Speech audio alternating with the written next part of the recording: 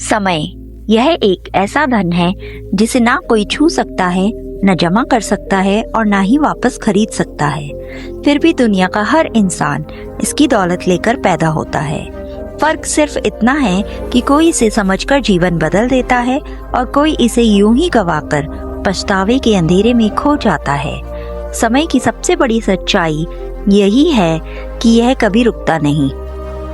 यह ना किसी के लिए ठहरता है, ना किसी की प्रतीक्षा करता है। जो इसके साथ चलना सीख जाता है वही सफलता के शिखर तक पहुंचता है। समय की कीमत केवल घड़ी की सुइयों में नहीं छिपी होती, बल्कि उन अवसरों में छिपी होती है जो हर दिन हमारे सामने आते हैं। यह उन रिश्तों में होती है जिन्हें हम बाद में समय देने की सोचते हैं। यह उन सपनों में होती है जिन्हें हम टालते रहते हैं, और यह उस मेहनत में होती है जिसे हम कल पर छोड़ देते हैं। जो व्यक्ति समय को पहचान लेता है वह जीवन को पहचान लेता है। नमस्कार दोस्तों, आपका हमारे चैनल मोटिवेशनल बुद्धा में स्वागत है। अगर आपको हमारी वीडियो पसंद आए तो वीडियो को लाइक और चैनल को सब्सक्राइब जरूर करें। तो आइए वीडियो शुरू करते हैं। राजगृह की पहाड़ियों के बीच बसे एक छोटे से गांव में एक युवक रहता था जिसका नाम आर्यन था। वह तेज दिमाग का था, सपनों से भरा हुआ था और हर किसी को यही कहता कि एक दिन वह बहुत बड़ा इंसान बनेगा। उसके सपने इतने ऊंचे थे कि गांव के लोग उसकी बात सुनकर हैरान रह जाते थे। लेकिन एक अजीब बात थी, आर्यन के सपने बहुत बड़े थे पर उसकी आदतें बहुत छोटी। वह हर काम को कल पर टाल देता था। सुबह सूरज उगता, पक्षियों की आवाजें गूंजती, खेतों में किसान अपने हल को लेकर निकल पड़ते, व्यापारी अपनी दुकानें खोलते, विद्यार्थी अपने गुरुकुल जाते। लेकिन आर्य अपने बिस्तर पर लेटा यही सोचता रहता कि अभी तो बहुत समय है।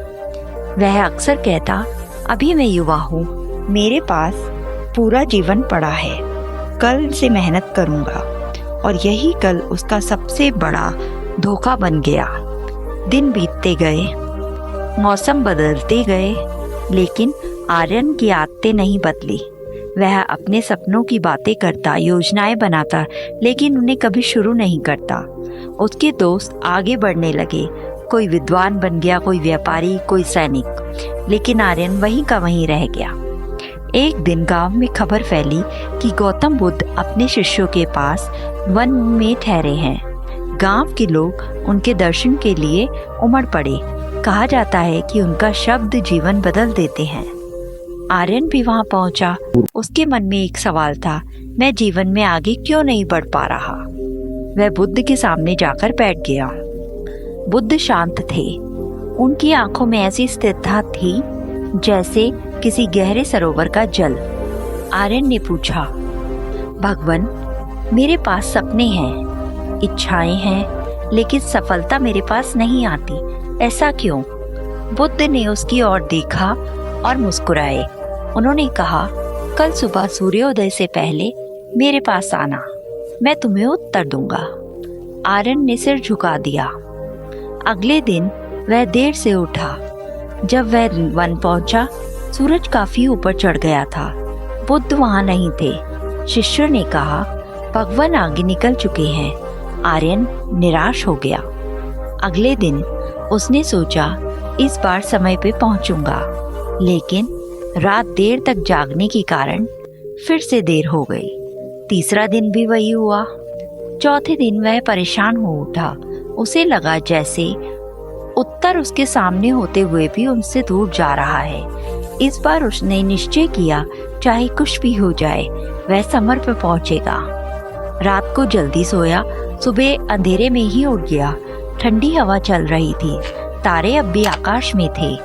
वह तेज कदमों से वन की ओर भागा। जब वह पहुंचा, बुद्ध पहले से वहां बैठे थे। उन्होंने उसकी ओर देखा और कहा, आज तुम समय पर आए हो। आर्यन ने राहत की सांस ली। बुद्ध उसे पास के नदी के तट पर ले गए। उन्होंने कहा, इस नदी को देखो। आर्यन ने देखा, नदी का जल लगातार बह रहा था। बुद्ध बोले, क्या ये जल कभी रुकता है। आर्यन ने उत्तर दिया, नहीं भगवान, अगर तुम इसमें हाथ डालो तो क्या वही जल दोबारा पकड़ सकते हो? नहीं, बुद्ध बोले, समय भी इसी नदी की तरह है, जो एक बार बह गया वह लौटकर नहीं आता। आर्यन चुप हो गया। बुद्ध ने आगे कहा, तुम्हारे पास सपने हैं, लेकिन तुम समय को हल्के में लेते हो। तुम सोचते हो कि कल फिर मिलेगा, वह कल कभी नहीं आता। जो आता है वह केवल आज होता है। ये शब्द आर्यन के हृदय में उतर गए। बुद्ध ने उसे एक छोटा सा दीपक दिया, फिर बोले, इसे लेकर पहाड़ी पर जाओ और सूर्यास्त से पहले लौट जाओ। आर्यन चल पड़ा। रास्ता लंबा था। शुरुआत में वह आराम से चलता रहा। उसे लगा कि बहुत समय है, पर रास्ते में फूल देखने लगा। पेड़ों के नीचे बैठा नदी किनारे विश्राम किया। धीरे धीरे सूरज पश्चिम की ओर झुकने लगा। तब उसे चिंता हुई। वह तेज भागने लगा, लेकिन जब तक वह वापस आया अंधेरा हो चुका था। दीपक बुझ चुका था। बुद्ध ने पूछा, क्या हुआ? आर्यन ने सिर झुका लिया। मैंने समय को हल्के में लिया। बुद्ध बोले, यही तुम्हारे जीवन की कहानी है। जब तक तुम्हें लगता है कि बहुत समय है, तुम उसे व्यर्थ गवाते रहते हो, लेकिन जब समझ आता है तब तक बहुत देर हो चुकी होती है। आर्यन की आंखों में आंसू आ गए। उसने पूछा, भगवान, क्या खोया हुआ समय वापस पाया जा सकता है? बुद्ध ने कहा, नहीं, लेकिन जो समय अभी तुम्हारे हाथ में है उसका उपयोग करके तुम भविष्य बदल सकते हो। उस दिन के बाद आर्यन बदल गया। उसने हर सुबह सूर्योदय से पहले उठना शुरू किया। उसने अपने दिन को उद्देश्य के साथ जीना शुरू किया। जो काम पहले टालता था उसे तुरंत करने लगा। धीरे धीरे उसका जीवन बदलने लगा। वह विद्या सीखने लगा, अनुशासन अपनाने लगा, अपने लक्ष्यों पर काम करने लगा। गांव के लोग हैरान थे। वही आर्यन जो कभी आलसी और टालमटोल करने वाला था, अब सबसे अधिक कर्मशील बन चुका था। वर्षों बाद वह एक सफल और सम्मानित व्यक्ति बना। एक दिन उसके पास एक युवक आया और पूछा, आपकी सफलता का क्या रहस्य है? आर्यन मुस्कुराया। वह उसे नदी के किनारे ले गया, जहाँ कभी बुद्ध उसे लाए थे। उसने कहा, इस जल को देखो, यही मेरा गुरु है। युवक ने आश्चर्य से पूछा, कैसे? आर्यन बोला, क्योंकि इसने मुझे सिखाया कि समय कभी रुकता नहीं। जो उसे पहचान लेता है वह जीवन में आगे बढ़ जाता है। जो उसे व्यर्थ बहने देता है वह पछतावे के सिवा कुछ नहीं पाता। फिर उसने कहा, लोग धन खोकर दुखी होते हैं, अवसर खोकर पछताते हैं, लेकिन सबसे बड़ी हानि समय की होती है, क्योंकि समय खोकर इंसान खुद को खो देता है। उसकी बातें सुनकर युवक गहरी सोच में पड़ गया। आर्यन ने आगे कहा, सफलता और असफलता के बीच का अंतर प्रतिभा नहीं, समय की समझ होती है। सालों बाद जब आर्यन वृद्ध हुआ, तब उसने अपने जीवन की सबसे बड़ी सीख लिखी, समय तुम्हारा सबसे बड़ा धन है, इसे संभाल कर खर्च करो, क्योंकि दुनिया की हर चीज लौट सकती है, लेकिन समय नहीं। उसके शब्द दूर दूर तक फैल गए। लोग उन्हें पढ़ते, समझते और अपने जीवन में अपनाते, और यही संदेश पीढ़ियों तक चलता रहा। जब तक तुम समय की कीमत नहीं समझोगे, तब तक जीवन की कीमत नहीं समझ पाओगे, क्योंकि जीवन वास्तव में समय का ही दूसरा नाम है। जिसने समय को साथ लिया उसने जीवन को साथ लिया, और जिसने उसे गवा दिया उसने अपने सपनों को अपने ही हाथों से खो दिया।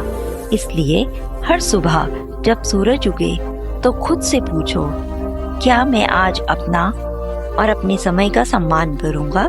क्योंकि यही प्रश्न तुम्हारे भविष्य का उत्तर तय करेगा। और याद रखो, घड़ी की टिक टिक केवल समय नहीं बताती, वह यह भी याद दिलाती है कि जीवन का हर पल कम हो रहा है। जो पल अभी है वह सबसे कीमती है। उसे जियो, उसे संवारो, उसे उद्देश्य दो, क्योंकि एक दिन यही पल तुम्हारी कहानी बनेंगे, और तब दुनिया तुम्हें अपने सपनों से नहीं, तुम्हारे समय के उपयोग से पहचानेगी। शाम का समय था। आकाश में ढलते सूरज की सुनहरी किरणें जंगल के बीच उस शांत विहार पर बिखर रही थी जहाँ बुद्ध अपने शिष्यों के साथ निवास करते थे। हवा में चंदन और मिट्टी की मिली-जुली सुगंध थी।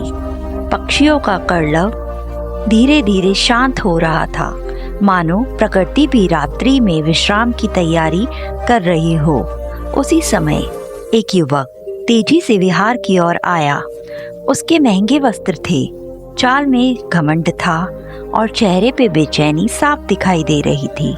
उसका नाम विशाल था। वह एक धनी व्यापारी का पुत्र था। धन, वैभव, सुख, उसके पास सब कुछ था, पर एक चीज की कमी थी, संतोष। वह सीधे बुद्ध के सामने पहुंचा और बोला, भगवान, मेरे पास सब कुछ है, लेकिन मैं हमेशा असफल क्यों हो जाता हूँ?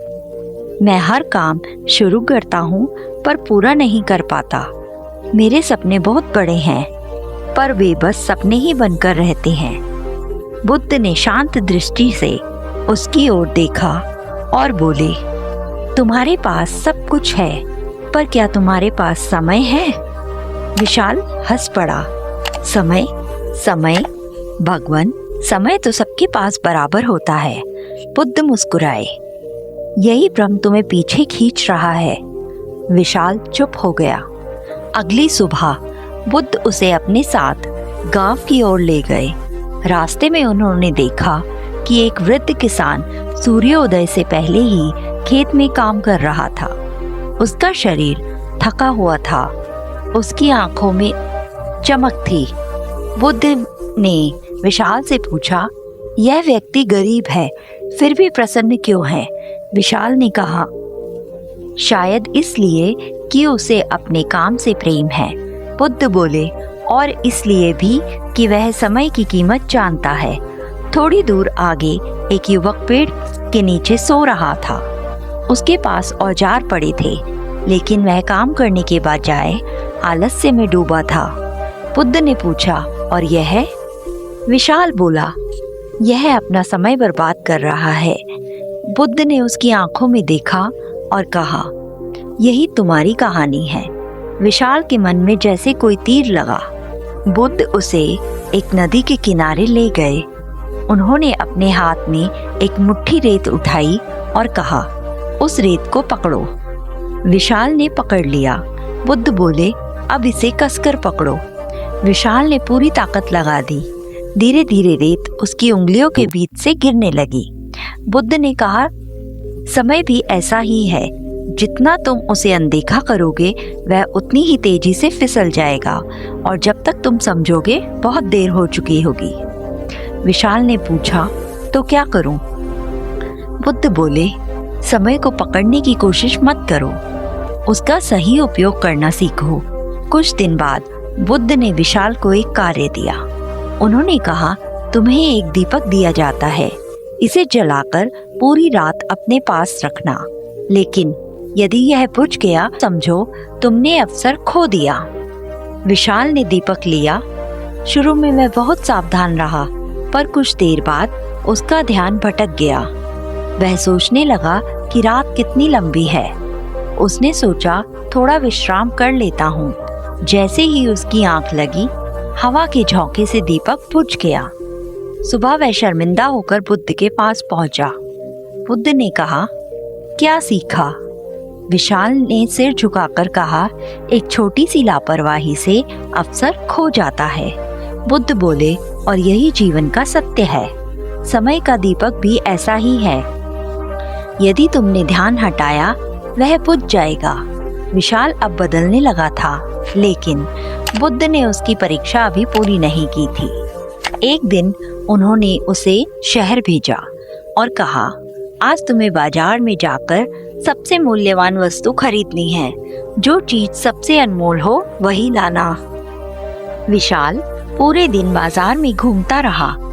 उसने सोना देखा, हीरे देखे, रेशमी वस्त्र देखे, दुर्लभ मसाले देखे, पर उसे समझ नहीं आया कि सबसे मूल्यवान क्या है। शाम को वह खाली हाथ लौट आया। बुद्ध ने पूछा, कुछ नहीं लाए? विशाल बोला, भगवान, मुझे कुछ भी सबसे मूल्यवान नहीं लगा। बुद्ध मुस्कुराए और बोले, क्योंकि सबसे मूल्यवान वस्तु बाजार में नहीं बिकती। विशाल ने आश्चर्य से पूछा, तो वह क्या है?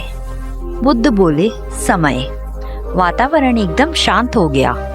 बुद्ध ने कहा, सोना खो जाए तो फिर मिल सकता है, धन चला जाए तो वापस कमाया जा सकता है, मित्र छूट जाए तो नए बना सकते हैं, पर एक क्षण जो चला गया वह कभी लौटकर नहीं आता। विशाल के मन में गहरी हलचल हुई। बुद्ध ने कहा, तुम असफल इसलिए नहीं हुए क्योंकि तुम्हारे पास स्वप्न नहीं थे, तुम असफल इसलिए हुए क्योंकि तुमने अपने समय का सम्मान नहीं किया। उस दिन से विशाल ने अपना जीवन बदल दिया। वह सुबह सूर्योदय से पहले उठने लगा, हर दिन अपने कार्य तय करता, व्यर्थ की बातों, आलस्य और टाल मटोल से दूरी बनाने लगा। उसने सीखा कि हर छोटा क्षण भविष्य की नींव है। महीनों बाद उसका जीवन पूरी तरह बदल चुका था। उसके काम सफल होने लगे, लोग उसकी प्रशंसा करने लगे। लेकिन सबसे बड़ा परिवर्तन यह था कि अब वह शांत था। एक दिन वह फिर बुद्ध के पास आया और बोला, भगवान, अब समझ आया कि सफलता मेहनत से नहीं, समय के सही उपयोग से जन्म लेती है। बुद्ध ने कहा, मेहनत और समय दोनों साथ हों तभी फल मिलता है। विशाल ने पूछा, क्या यही जीवन का सबसे बड़ा रहस्य है? बुद्ध बोले, जीवन का सबसे बड़ा रहस्य यह है कि लोग जीवन को लंबा बनाना चाहते हैं, जबकि उसे गहरा बनाना चाहिए, और गहराई तभी आती है जब हर क्षण को जागरूकता से जिया जाए। फिर बुद्ध ने उसे अंतिम शिक्षा दी। उन्होंने कहा, कल्पना करो कि तुम्हारे पास केवल 1 वर्ष शेष है। क्या तुम उसे वैसे ही व्यर्थ करोगे जैसे अब तक करते आए? विशाल ने तुरंत कहा, नहीं भगवान। बुद्ध बोले, अब सोचो कि केवल 1 महीना है। विशाल की आंखें नम हो गई। मैं हर पल को अर्थपूर्ण बनाऊंगा। बुद्ध ने कहा, और यदि केवल 1 ही दिन हो? विशाल ने कहा, तो मैं उसे प्रेम, कृतज्ञता और जागरूकता से भर दूंगा। बुद्ध मुस्कुराए, यही तो जीवन है। किसी को नहीं पता उसके पास कितना समय है, इसलिए हर दिन को अंतिम समझकर जियो और हर कार्य को अपना श्रेष्ठ देकर करो। विशाल ने बुद्ध के चरणों में सिर झुका दिया। उसने समझ लिया था कि समय केवल घड़ी की सुइयों से नहीं, बल्कि जीवन की धड़कन है। जो समय की कदर करता है वही अपने भाग्य का निर्माता बनता है, और जो सपनों को व्यर्थ गवाता है वह धीरे धीरे अपने सपनों को खो देता है। वर्षों बाद विशाल स्वयं एक प्रेरणा बन गया। लोग उससे सफलता का रहस्य पूछते। वह मुस्कुराकर केवल इतना कहता, धन कमाना सीखने से पहले समय बचाना सीखो, क्योंकि धन तुम्हारे लिए काम कर सकता है, पर समय कभी किसी के लिए नहीं रुकता। और जब भी कोई उससे पूछता कि यह ज्ञान उसे कहाँ से मिला है, वह आकाश की ओर देखकर कहता, एक ऐसे गुरु से जिसने मुझे सिखाया कि जीवन की सबसे अनमोल संपत्ति वह नहीं जो तिजोरी में बंद हो, बल्कि वह है जो हर सुबह सूर्योदय के साथ तुम्हें नया अवसर बनकर मिलती है। उसकी आवाज धीमी हो जाती है, समय। उस दिन से यह शिक्षा दूर दूर तक फैल गई। लोग समझने लगे कि घड़ी केवल घंटे नहीं बताती, यह भी याद दिलाती है कि हर टिक टिक जीवन का एक हिस्सा कम कर रही है। और तभी से जो भी उस कहानी को सुनता, वह अपने दिन की शुरुआत एक नए संकल्प से करता कि आज का समय व्यर्थ नहीं जाने दूंगा, क्योंकि बीता हुआ कल लौटकर नहीं आता, आने वाला कल निश्चित नहीं होता, और हमारे पास सच में केवल यही वर्तमान क्षण है। यही क्षण जीवन है, यही क्षण अवसर है, और यही क्षण सफलता की पहली सीढ़ी है।